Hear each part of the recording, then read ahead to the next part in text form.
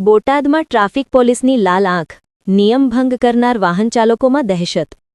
બોટાદ શહેરના દીનદયાળ ચોકના પૂતળાથી લઈ ઢાળ બજાર સુધી રોજબરોજ સર્જાતી ટ્રાફિક અવ્યવસ્થાને કાબૂમાં લેવા બોટાદ ટ્રાફિક પોલીસ દ્વારા આજે કડક અને સઘન ચેકિંગ હાથ ધરવામાં આવ્યું હતું. શહેરના સૌથી વ્યસ્ત માર્ગ પર પોલીસની અચાનક કાર્યવાહીથી નિયમભંગ કરનાર વાહનચાલકોમાં ભારે દહેશત અને ફફડાટ જોવા મળ્યો હતો. જાહેર રસ્તા ઉપર પાર્કિંગ કરવાવાળા અને બેફામ વાહન ચલાવતા ચાલકો સામે ટ્રાફિક પોલીસે કોઈ ઢીલાશ રાખ્યા વિના કાર્યવાહી કરી હતી.